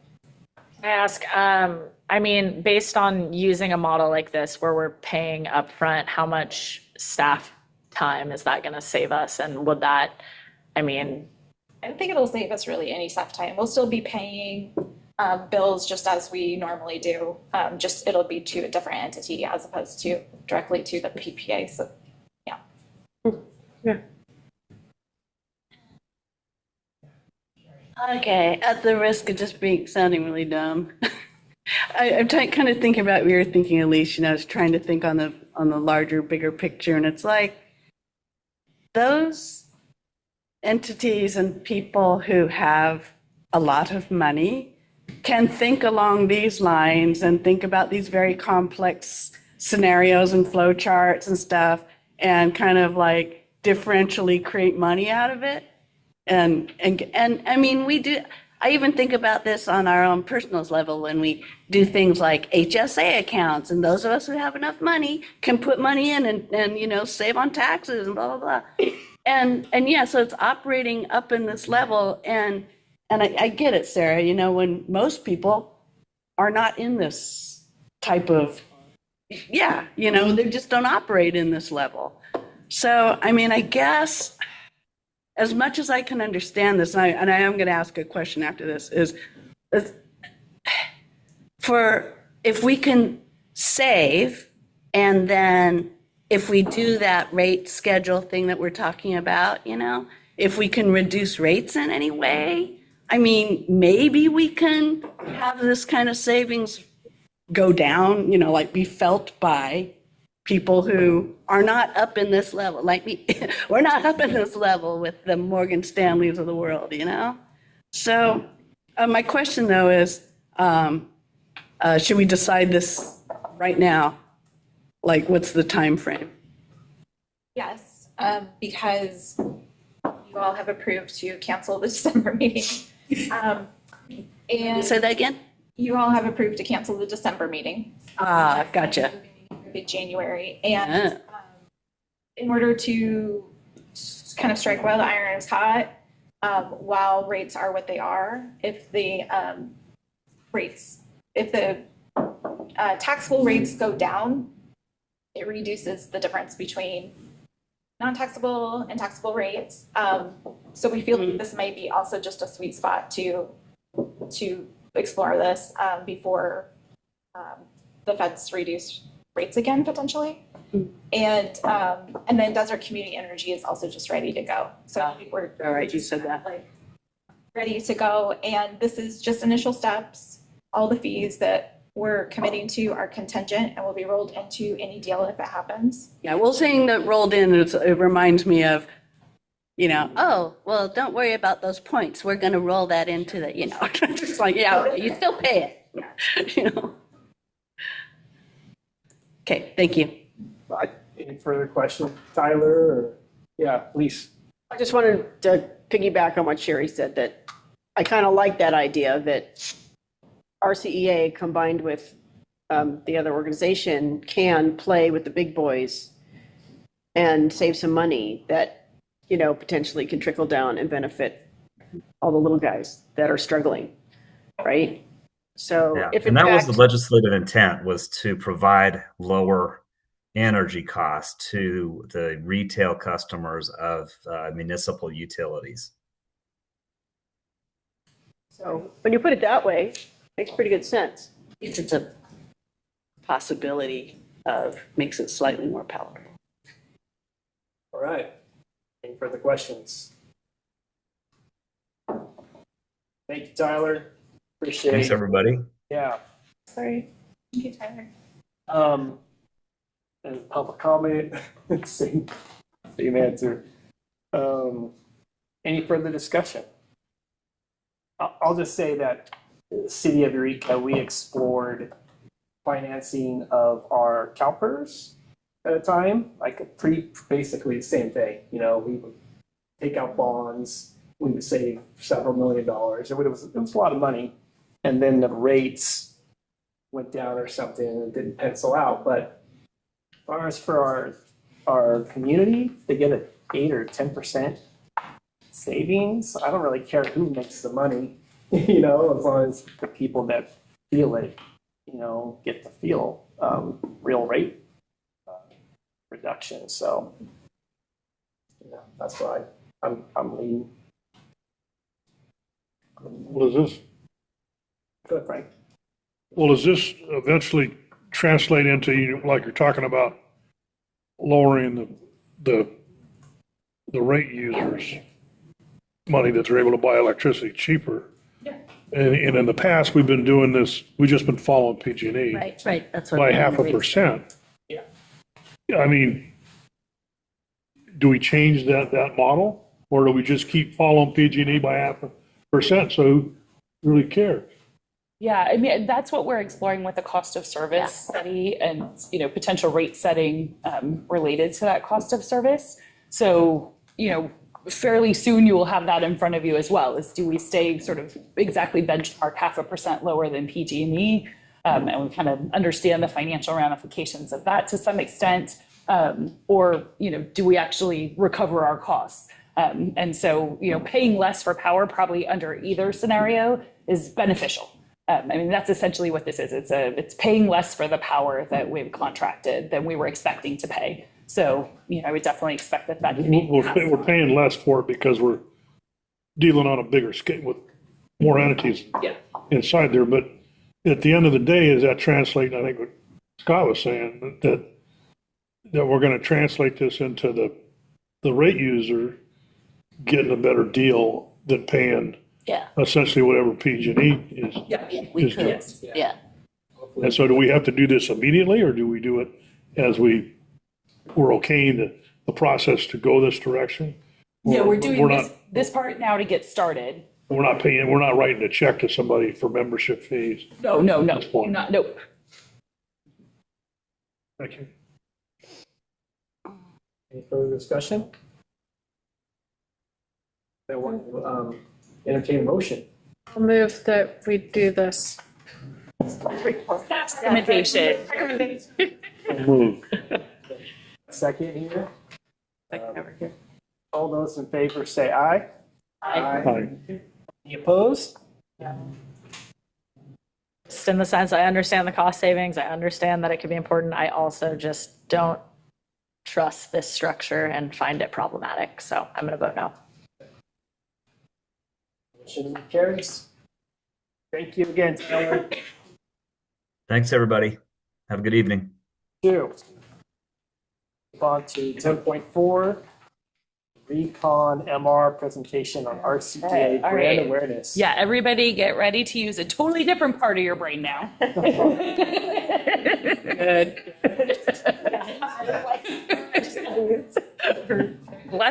all the math go and start with something different here. So we have engaged with Recon MR to do a brand awareness survey. This is something that I would, give credit to our community strategies team. Our manager, Brighton Busick, she really brought this forward as a tool that would help us kind of know where we stand with our community. And I think the timing is really good because as we think about cost of service, this really gives us some background baseline information about where our community is at. It's really easy when we work here every day to think everybody in the county knows who we are and that they're just super informed about what we do. And this kind of helps just truth that a little bit from our self-selecting anecdotal information. So we've got the team here from Recon MR. I'm not sure exactly who's here to present with us tonight, but we can introduce them. Are they? Wait, okay, great. And so I'll turn it over to them. They're going to go through their methodology. You have their full report in the packet, and then they'll got a subset of slides to share with us, and then we can be happy to take questions. I think we need to advance slides for the team. Just let us know and we'll advance for you. Okay. Can you guys hear me okay? Yeah. Great. Yeah, I didn't want to We make Tyler can't feel see bad. You can't see me? No. Oh, you don't have your camera on? No problem. I do. Oh. There we go. No. All right. Give me 1 second. There we go. There's Blake. Sorry about that. No problem. Thank you. Okay, yeah. I didn't know if I was going to make Tyler feel bad and get to share my screen, but I'll let you advance the slides. I'm Blake Sweeney. I'm Senior Research Manager with Recon MR. My coworkers Chris and Luke here as well. We recently completed the 2025 Awareness Tracking Survey for RCEA along with Brighton, and here to just kind of walk you through some of the key findings. I'll try to move quickly to be respectful of your time and leave some time for questions at the end. What you're looking at right now is just kind of a detail of our methodology for what we used. We surveyed or sent invitations to 10,000 households across Humboldt County, strategically covering both RCA customers and non-customers. So it's a snapshot of the entire general population, not just your customers. The invitations were double-sided letters sent through the mail in both English and Spanish. We received 839 responses, which is amazing. Unfortunately, only 2 of those came back in Spanish, but still 8.4% response rate is very strong and allows us to have a demographically balanced and representative look at Humboldt County. One keynote here is the survey was sponsored by a third party, so RCA was not branded on the survey. We used the Redwood Region Economic Development Commission, and by using this neutral sponsor, we get a true unbiased reading of RCA's unaided brand awareness, which we'll see here in just a moment. Next slide. So this is what we call our persuasion monitor, which is a snapshot of RCA's brand health in the community. We can see that RCA has a solid 56% aided awareness. meaning that when we prompted residents with your name, 56% had heard of you. Of those, 45% of the total population are familiar with you, and 38% have a favorable opinion, which is a very good conversion.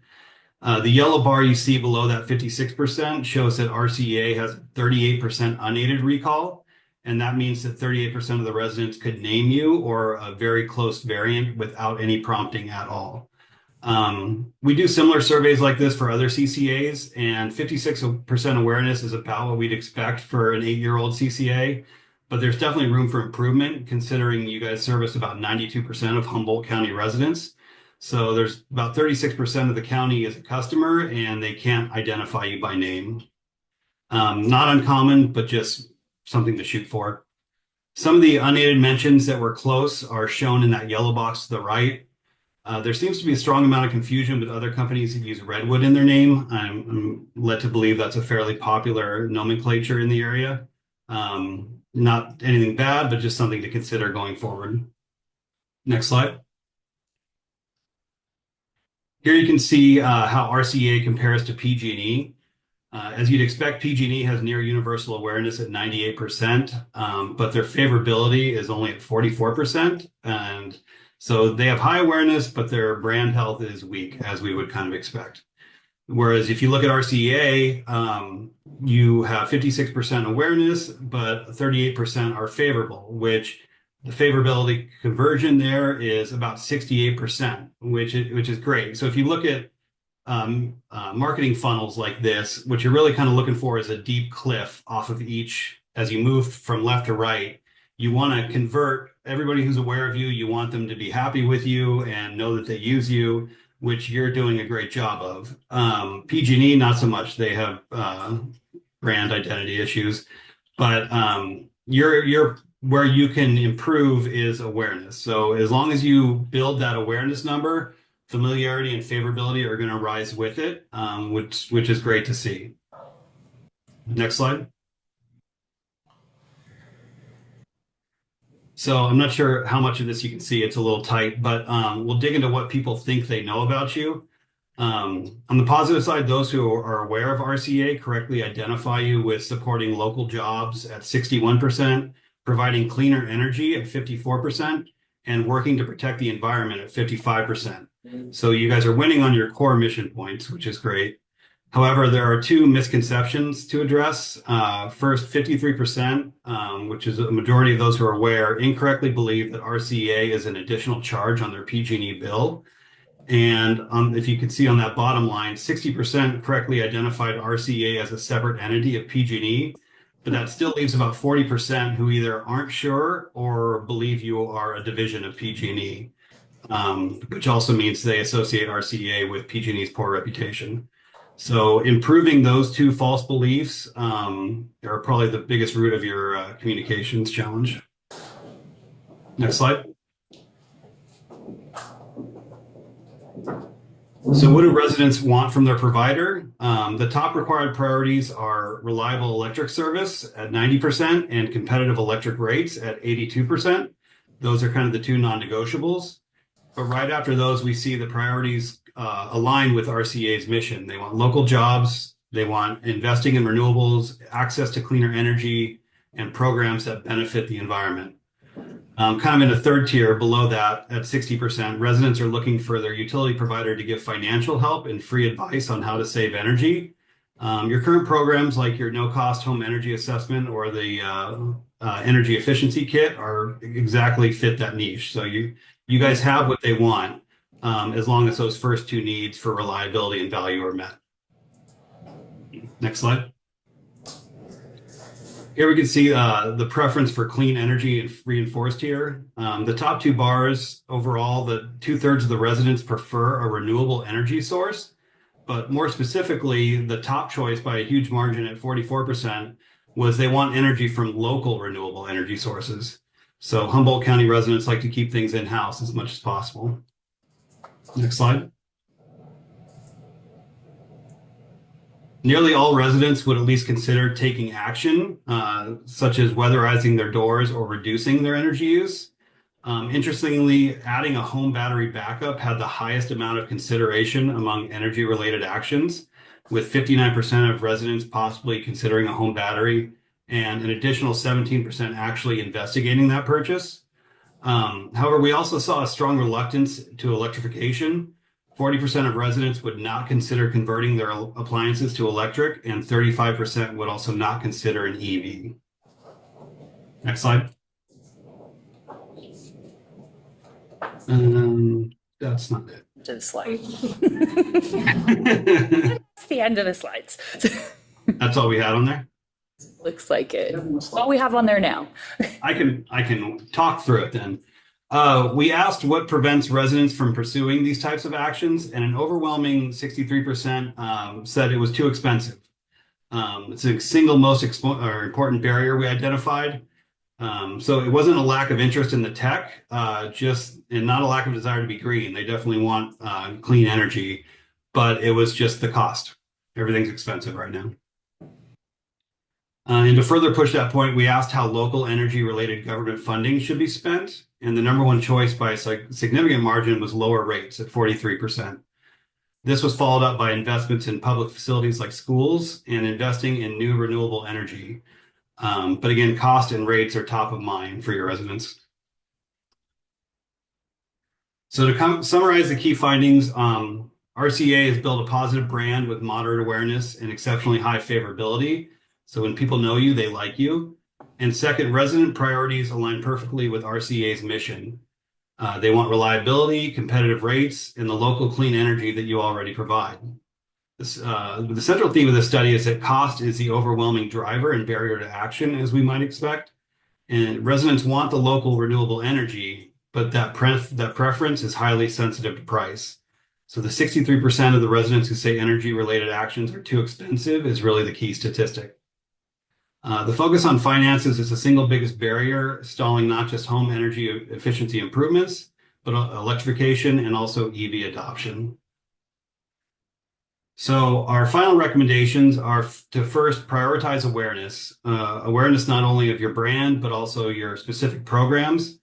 RCEA services 92% of Humboldt County residents, but only 56% are aware of you. So that leaves about 36% that need to figure out how you're going to reach them.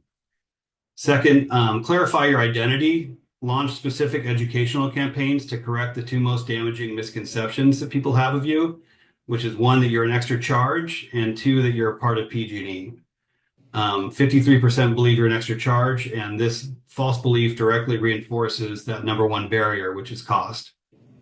And also to promote programs as solutions. Frame RCEA as the community's partner in overcoming the financial barriers to clean energy. Your marketing for rebates and incentives shouldn't just be a list of programs, but it should answer to the 63% of residents as to how you can help them when they say everything's too expensive. And so by addressing these misconceptions and framing your value as a cost-saving partner, you'll unlock the community's clear desire for a cleaner local energy future. So those were all the slides, even though we had a little short on the slides. But does anybody have any questions, or is anything we can go into more detail on? Any questions? Frank. When you ask the local individual, when he says he wants locally supplied power, does he mean actually supply, like i.e. Humboldt Redwood actually supplies power here? They take sawdust and burn it. Or are you referring to locally supplied power as being bought through RCEA, which actually comes from Washington? Which one's local, or both of them? We didn't specify in the survey. We when given the option of energy derived from local renewable sources such as wind, solar, tides, and geothermal, that was the highest selected pick, as opposed to the same statement without the word local in it. So I'm not sure if people understand whether or not it's actually feasible to have local energy, but when given their choice of preference, that was their choice. Well, that's really what my question is yeah, sure, local power would be nice to supply our we don't have geothermal unless you're going to Ukiah. We have some solar, but that's more for a residential individual. And do you put that cost as a big derivative to the affordability to go out and buy a solar panel system to power my house? Right. Okay, mine is that way, but not everybody that is suffering from high energy prices is able to afford to buy either a battery backup system or a solar panel system. Is that figured into your equation? Not necessarily. We didn't ask them to think that deeply about it. And I'm sure if people really started to dive into it, do they want a giant solar farm in their backyard? Probably not. They want it in somebody else's backyard. But so, I mean, that could be something we could dive further into, but this survey doesn't specifically get into that. Thank you. Sure. Any questions? All right. So, yeah. One member of the public. Public, go ahead. It's, public, anybody from the public? It's Chris. Oh. Chris is the last from sorry. He's got a hand up. Yeah. Does Chris want to add something? Can you, Go ahead, Chris. Yeah. Can you hear me now? Yes. Yeah, I'm Chris Repan with Reconimar. Just wanted to partly address the local question. Like Blake said, there was no specific definition of what's counted as local, so a little bit of it is it's in the eye of the beholder there. But I think it speaks to a couple strategies. One is that it shows the community pride, I think, that Humboldt County residents have. And so as you're considering brand building and considering naming, et cetera, having some tie to the county or to the redwoods in the county would be an important piece of that. The other comment there on local is that it could also be a messaging strategy for you. That if your power is coming from California, that can be local to them. That we're building some pride in having and buying our power from local California plants instead of buying power from Texas. So I think there's several ways to kind of look at it and how you can use that information. Thank you. Yeah, thank you. I just want to kind of close by saying like what we're going to be using this for, and why we wanted to launch this. So we really want to make sure that like our programs are reflecting local need. We want to make sure that as we think about cost of service, that we're making those decisions with local need in mind. And I think one of the things I get concerned about is not that we have a long line at our board meetings, but it's easy to hear from kind of the same voices over and over again.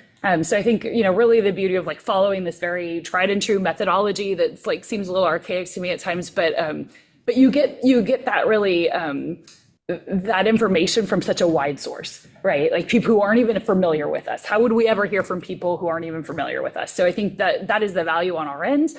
It gives us a lot of food for thought, a lot of work that community strategies can do to work on those common misconceptions. I mean, we already knew that people thought we were an extra charge. I didn't know that people thought we were part of PG&E, really. That's a little scary. So yeah, lots of details. We get to dive into that and kind of make our strategies around it. So I think this is really wonderful baseline information to have that is going to serve us a lot as we move forward in these different ways. Also surprised that people thought we were part of like a division of PG&E. Yeah, I was surprised. Excuse me. Just to clarify on that. Yeah, technically only 6% actively said that you were a division or company of PG&E. So it's not that bad of a statistic, but there's that 35% who didn't know you could be. So it would be clarifying that to make sure we are not. We are our own nonprofit. Like, so there's some communication there. I think it was good also for thinking of all the different NREN activities we're doing and just how cost sensitive people are and just like we're really it's good information to inform NREN programming, but also realizing like we are really meeting a need. You know, it's wonderful that we've been able to bring that program and you know have those rebates and that they're not coming out of our CCE funds, which would have an impact on rates. This is coming out of totally different funding. So I think it really shows we're on the right track with that. Thank you. Thanks, Blake. Chris, All right. appreciate it. Thank you, guys. That's just informational, so. Yeah. Great. On to staff reports, 11.1. Okay, I have just some quick updates. We keep continuing to try to keep you informed about all the community outreach activities, kind of taking different steps at how to present it. So this month you have a handout. I think we'll keep going with that. But, you know, again, always happy to make it out to your communities. If you have events, please let us know. And we've definitely been getting all over the county this last year. For the RRGP resiliency project for the fire departments, we had I think 6 trailers arrive, and almost all of them have been picked up except for one.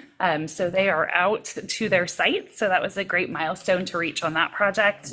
And I did want to mention that the demo loan has still not been made, but we will be looking to get the subcommittee together following Thanksgiving week.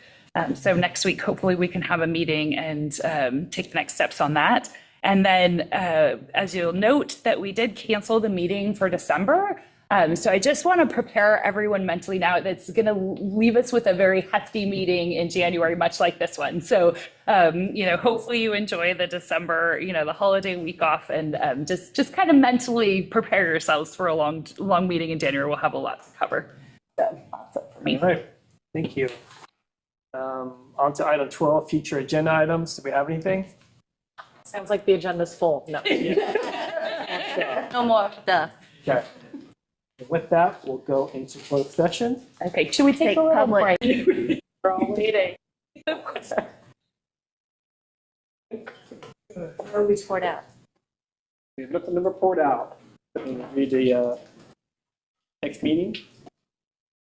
We're adjourning. Next regular meeting of RCEA is Thursday, January 22nd at 3:30 at the Warfinger Building, Bay Room downstairs. Thank you. All right, thanks everybody. Thanks, everybody. Thank you for waiting.